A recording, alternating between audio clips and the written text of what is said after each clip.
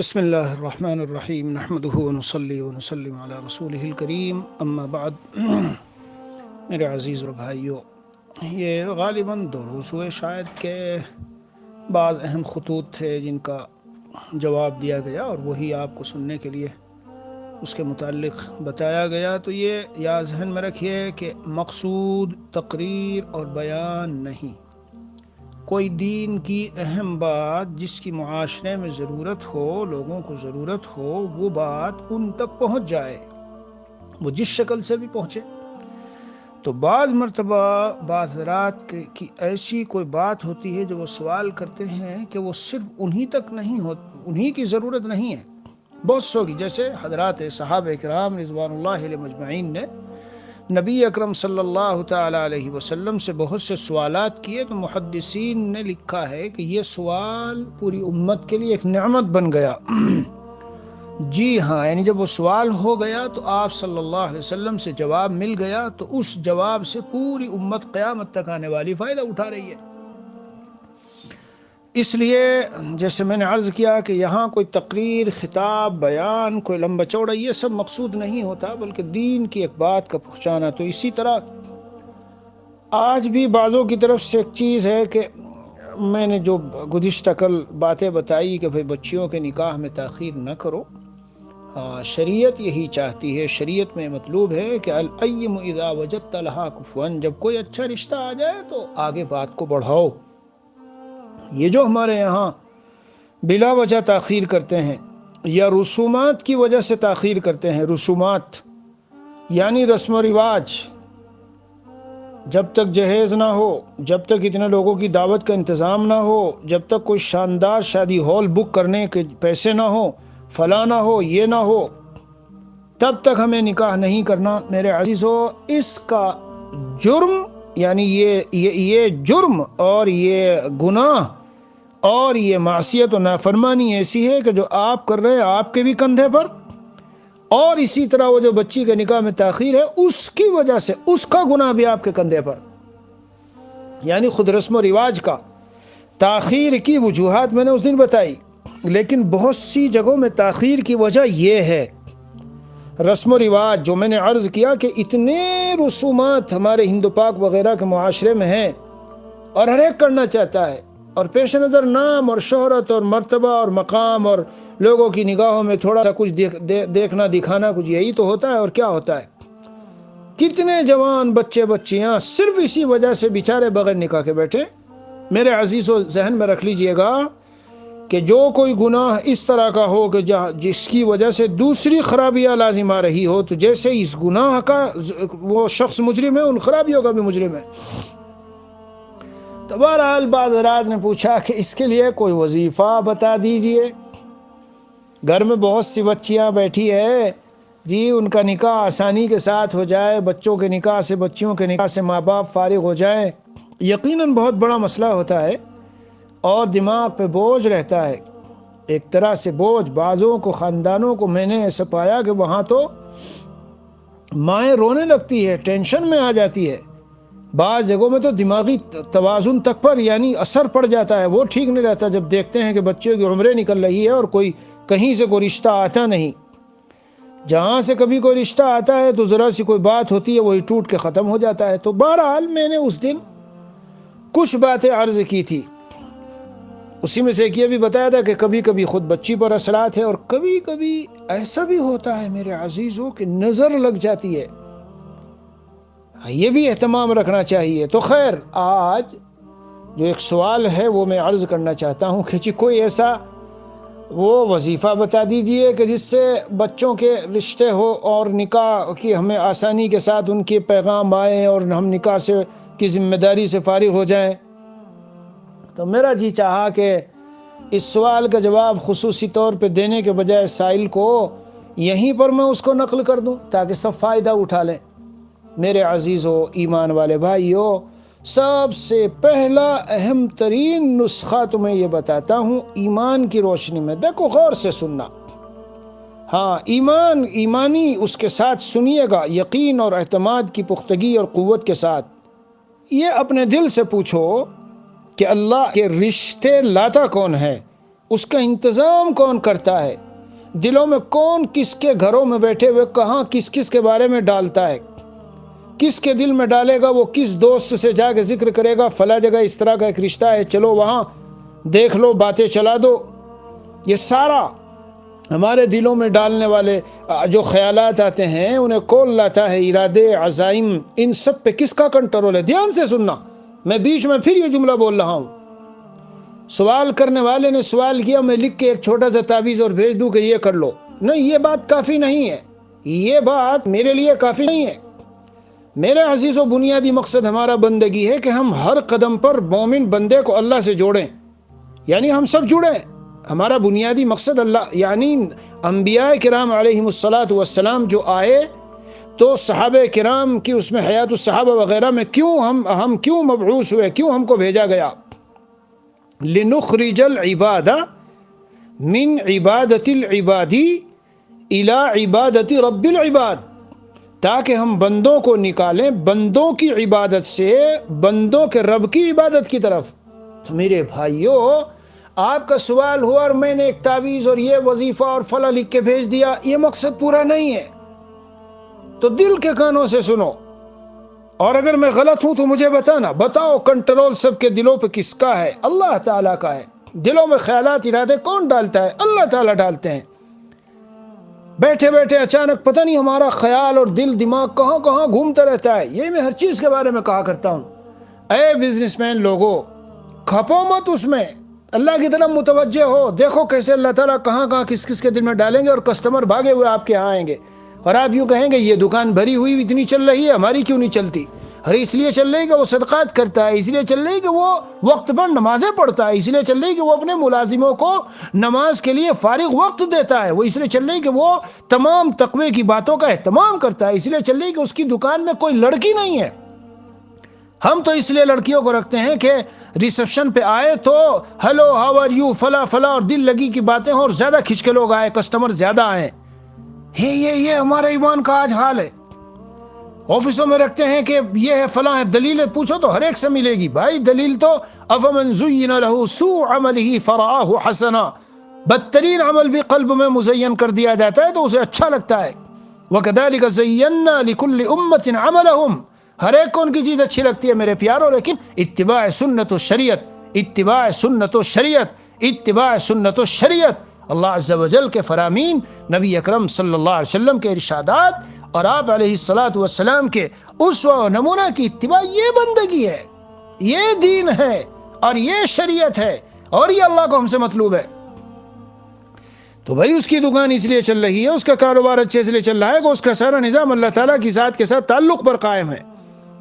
بات سمجھیے، میں جو عرض کا پوائنٹ، بنیادی پوائنٹ جو آپ وظیفے پوچھتے ہیں، ہمارے اکابر حضرات نے وظیفوں کو اتنی اہمیت نہیں دی ہے. اپنی جگہ فائدہ ہوتا ہے جی، جو نام اللہ تعالیٰ کا، جو نام اس کا جو مفہوم معنی ہے، شاہ عبدالعزیز محدث دہلوی نے لکھا ہے کہ اسے اس تصور سے پڑھو گے اور کثرت سے پڑھو گے تو اس کا ظہور ہوگا، اس کا ظہور ہوگا.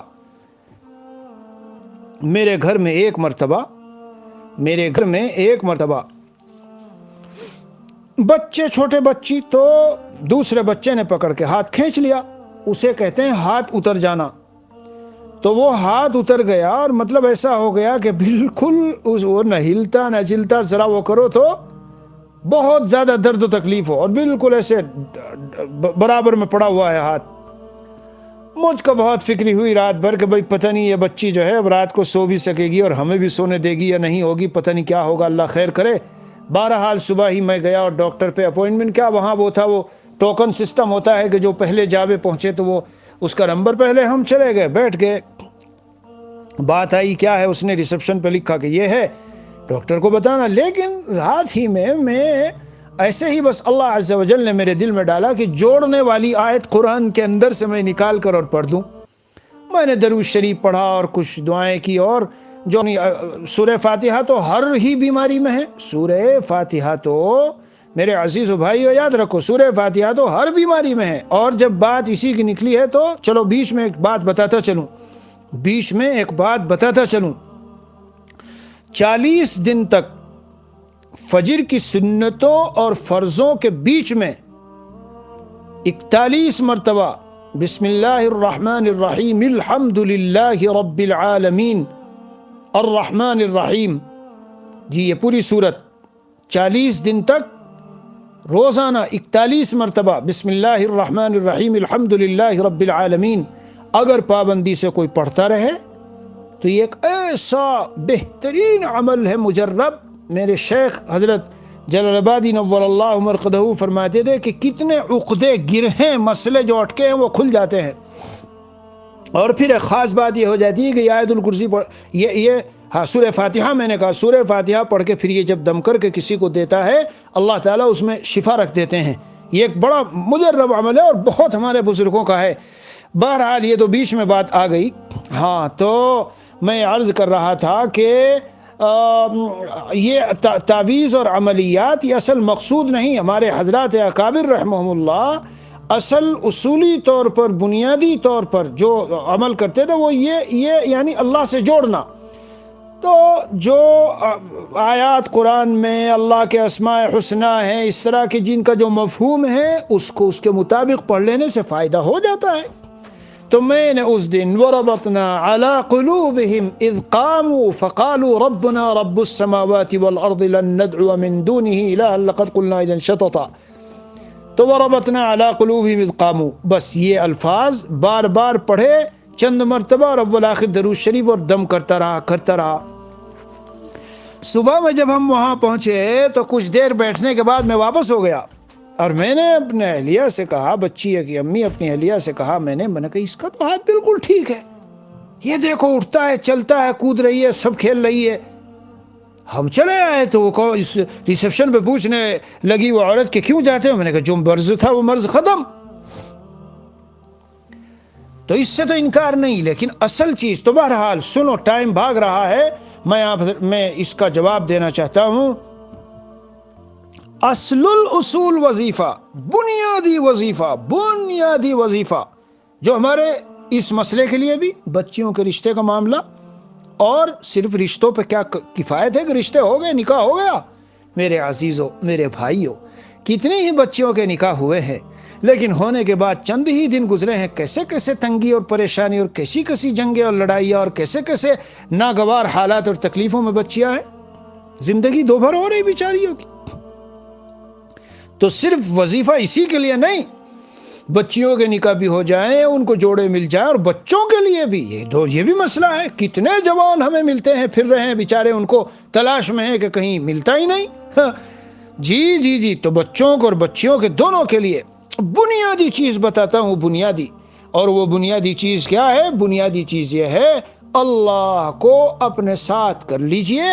اللہ عز و جل سب کے دلوں پہ حاکم اور قابض ہے اور کنٹرولر ہے، controller of this whole world, whole universe, پوری دنیا کا کنٹرولر.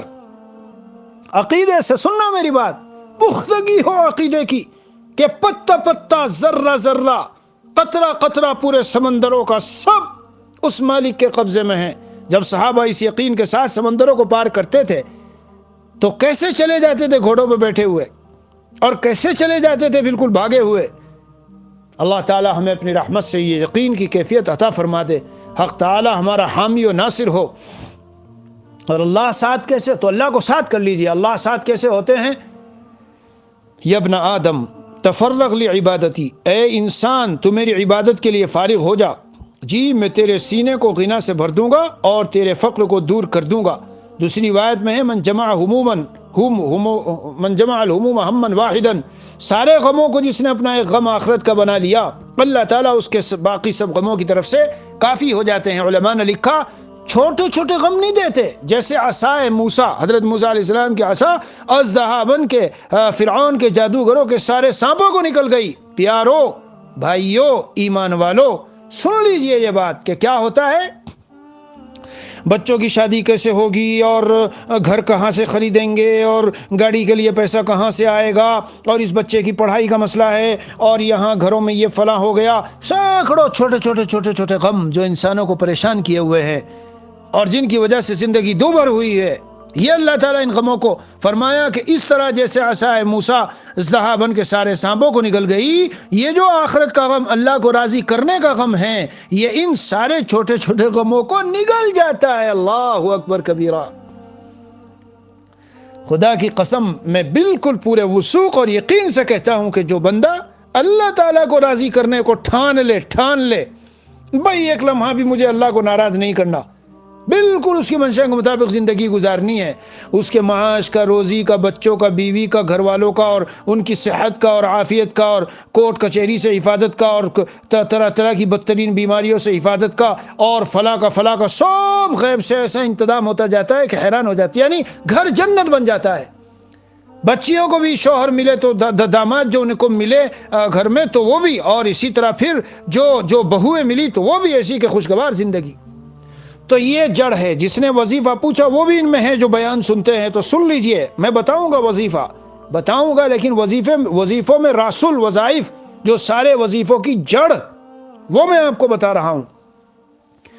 اب ہمارا حال کیا ہے ہماری زندگی کہ نماز بھی نہیں پڑھیں گے صبح کو اٹھ کر، پینٹ شرٹ، داڑھی صاف، ٹی وی، فلمیں، جی لباس بھی ایسا کہ مسجدوں میں بھی ننگے پینٹ پہنے ہوئے، پینٹ وہ ٹائٹ پینٹ، پورا سطر گویا کہ کھلا سمجھ لو ایک طرح سے۔ بہرحال پڑوسیوں کو ستا دیا، میراث دبا لی، لوگوں کے مال وہ کر لیے، حرام کھا لیا، تو بھائی ان سب چیزوں کے ساتھ تو اللہ تعالیٰ اولاد کی ان سب مسائل کو ہمارے لیے درد سری بنائیں گے۔ آگ جس سوراخ سے نکل رہی ہے، جہاں سے جس جگہ سے آگ نکل رہی ہے اسے بند کرو، ختم کرو، جی جس تنور میں سے آگ آ رہی ہے اسے بند کر دو تو کمرے کے اندر کی گرمی خود ختم۔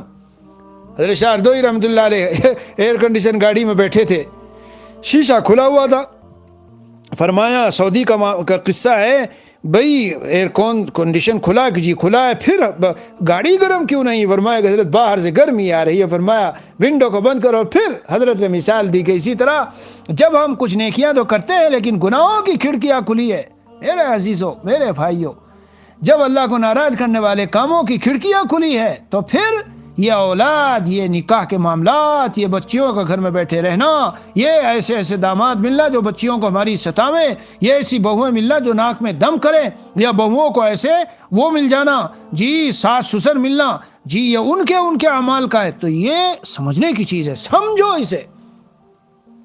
جس کے دل، جس کے قبضے میں سب کے دل، ساری برادری کے بچے بچیاں، ان کے والدین، سب کے دل وہ اللہ تعالیٰ بیٹھے بیٹھے دل میں ڈالیں گے، اسباب بنائیں گے، وہ فلاں جگہ فلاں سے ملا، وہ فلاں سے ملا، وہاں تذکرہ ہوا، باتیں نکلی، فلاں جگہ ایک بچی ہے، بھائی رشتہ دیکھو بہت اچھا گھر ہے، فلاں جگہ ایک بچہ ہے، دیکھو تم بچی کے لیے تلاش کر رہے ہو، یہ باتیں خود نے نکلوائی گئی، یہ ارادے عزائم خود نے دل میں آئے، اللہ کی طرف سے ڈلوائے گئے، اس کے قبضے میں بالکل ایسے، میں نے ایک دن بتایا تھا، دل اس طرح ہر وقت الٹ پلٹ عدل بدل ہے، جیسے ایک پر کو چٹیل میدان میں ڈالو، وہ ادھر سے ادھر بھاگ رہا ہے۔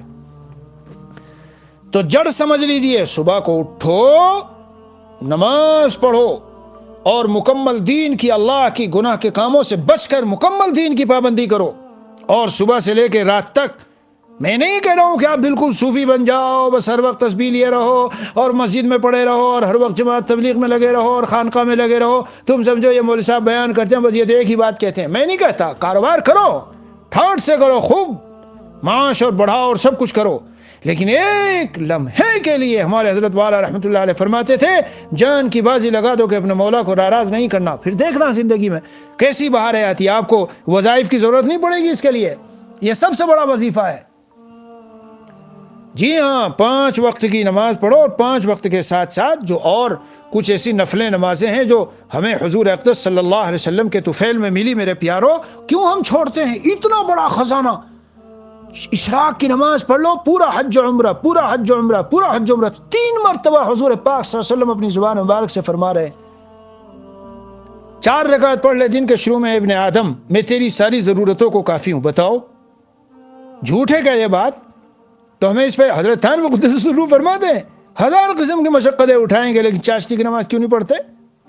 سورہ یاسین شریف کیوں نہیں پڑھتے؟ دن بھر کی ضرورت ہے پوری، تو دن بھر کی ضرورتوں میں یہ بھی تو ہماری ضرورت ہے نا کہ بچی کا نکاح رشتہ آوے.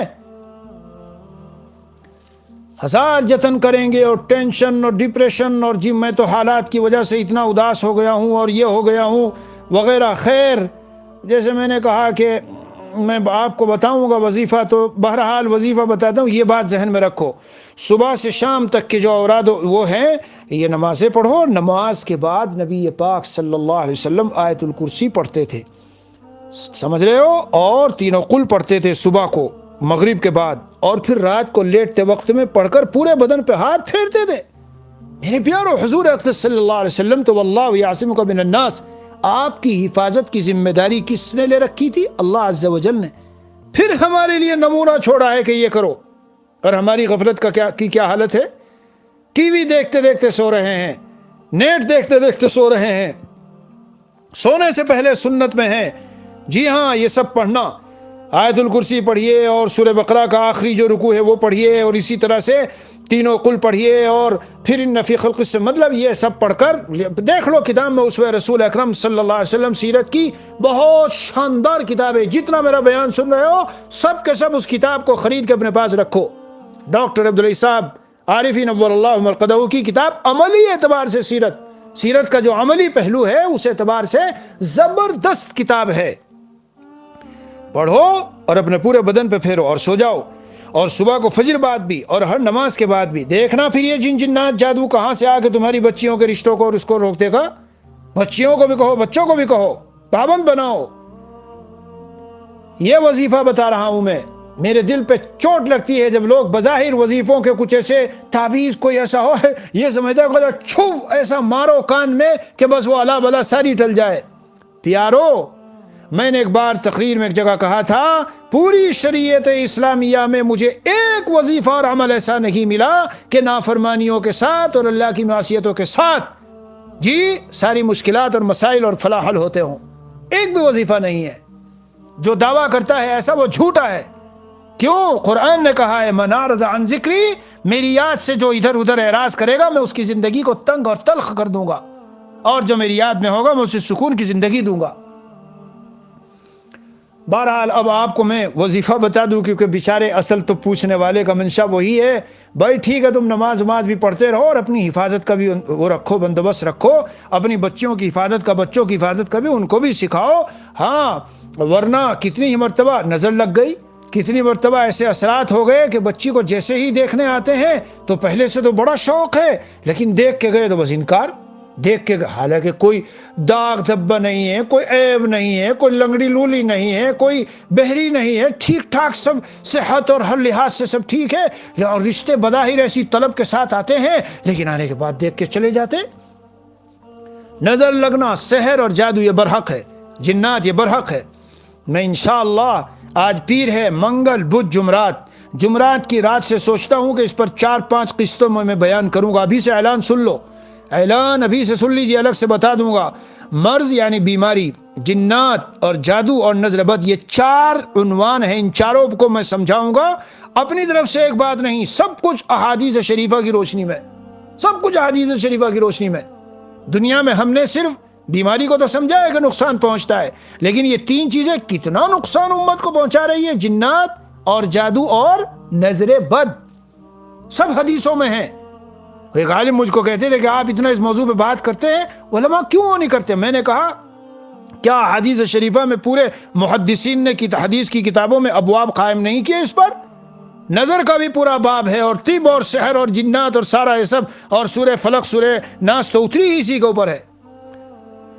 علی کل حال میرے عزیزو، اللہ تعالیٰ آپ کی ہم سب کی مشکلات کو آسان فرما دے. حق سبحانہ و تعالیٰ حکیم الامت مجدد الملت حضرت تھانوی رحمۃ اللہ علیہ نے ارشاد فرمایا ہے کہ عشاء کی نماز کے بعد تو معلومہ نماز پڑھنی ہوگی. ہائے ہائے، سن لیجیے غور سے. جب ہم کہتے ہیں فجر کی نماز کے بعد یہ کرو، ظہر کی، تو اگر آپ نماز ہی نہیں پڑھیں گے تو بعد کیسے ہوگا؟ عشاء کی نماز کے بعد یا لطیف یا ودود، یا لطیف یا ودود، یا لطیف یا ودود 1111 مرتبہ، 1111 مرتبہ. اور اول و اخیر درود شریف بھی پڑھیے، 11 مرتبہ درود شریف پڑھ لیجئے. 7 مرتبہ 9 مرتبہ 11 مرتبہ پڑھ لے تو 1111 مرتبہ یا لطیف یا ودود یا لطیف یا ودود یا لطیف یا ودود یا لطیف یا ودود. بہت زیادہ ٹائم نہیں لگے گا لیکن بہرحال کچھ نہ کچھ وقت لگے گا. 40 دن تک یہ عمل کرنا حضرت نے لکھا ہے اور اسی تصور سے کرے. جی اے لطف و کرم والے، عنایت والے اور اے لطیف و مہربان اللہ اور بہت زیادہ محبت کرنے والے اللہ، تو اس کے تصور سے کہ میں بچی کے بچے کے رشتے کے لیے کر رہا ہوں. حضرت تھانوی نے لکھا ہے کہ اگر اللہ تعالی 10 دن ہی پڑھا اور رشتہ آ گیا اور ہو گیا تو چھوڑے نہیں، پورا کر لے. جی یعنی 40 دن اپنے پورے کر لے، کیونکہ یہ ایک عبادت بھی ہے. دیکھو وظیفوں میں ایک نقطہ بتاتا ہوں، نقطہ سن لینا غور سے. یہ جتنے وظیفے قرآن کی آیتوں سے اور اللہ کے ناموں سے ہوتے ہیں تو ان میں عبادت کا بھی پہلو ہوتا ہے. میرے پیارو سمجھ لینا اچھے سے، عبادت کا کیا پہلو ہوتا ہے؟ عبادت کا پہلو ہے کہ اصل میں ہم اللہ سے مدد مانگ رہے ہیں. ان کے مقابلے میں جو کافر اور مشرک ہیں وہ شیاطین اور جنات سے مدد مانگتے ہیں اپنے کاموں اور اپنے مسائل اور اپنے تعویذات اور اپنی ان سب چیزوں کے جو غلط سلط شرک یا جادو ہے وہ ان سے مدد مانگتے ہیں. تو ہم ان کے مقابلے میں کہتے ہیں ہم اللہ کے غیر کی طرف نہیں جائیں گے، چاہے جو بھی کچھ ہو جائے، الہ العالمین ہم آپ ہی کو پکارتے ہیں. جی تو 1111 مرتبہ کیا پڑھنا ہے؟ یا لطیف یا ودود یا لطیف یا ودود. خود پڑھے، والدین پڑھے. جی اور اول و آخر 11 مرتبہ درود شریف پڑھ لے. اسی طرح ایک کلمہ ہے، ایک اللہ کا نام ہے جامع، یا جامع. جامع کے معنی جمع کرنے والا. جی ہاں، جامع کے معنی ہے جمع کرنے والا. اس کلمے کا ورد بھی اپنی سہولت کے اعتبار سے چلتے پھرتے اٹھتے بیٹھتے کر لے اور تصور یہی کرے کہ اے جامع جمع کرنے والے، یعنی دونوں کو ملا دینے والے، ایسا کوئی جوڑا ملا دینے والے، میری بچی کے لیے، میرے بچے کے لیے. چلتے پھرتے اٹھتے بیٹھتے اس کو بھی ہر نماز کے بعد ایک ایک تسبیح پڑھ لے. بہرحال حکیم الامت مجدد ابن التھانوی رحمۃ اللہ علیہ نے یہ یا لطیف یا ودود لکھا ہے. اس کے بارے میں لکھا ہے کہ 1111 مرتبہ اس کو پڑھ لیا جائے تو انشاءاللہ ابھی 40 دن گزرنے نہیں پائیں گے کہ آپ کو اس میں اللہ کے فضل سے، کرم سے، مدد سے، آپ کی اس کی وجہ سے نہیں کہ ہم وظیفہ پڑھ رہے تو ہوگا ہی، لیکن اللہ کے فضل و کرم سے انشاءاللہ رشتے کا انتظام ہو جائے گا. میں نے بعضوں کو بتایا بھی، ان کے رشتے ہو بھی گئے، شادی بھی ہو گئی اور بچے بھی ہیں. جی ہاں، تو ایسا بہرحال کئی ایسے لوگ ہیں جن کو بتایا اور انہوں نے پڑھا اور ان کی مراد حاصل ہوئی. اللہ عز و جل اپنی رحمت سے، فضل و کرم سے ہمارے سارے جائز مقاصد پورے فرمائیں. یہ میں نے خاص رشتے کے لیے بتایا، نکاح کے لیے. باقی اور مطلقاً اعمال بہت سارے ہیں، جیسے درود شریف کی یہ فضیلت ہے.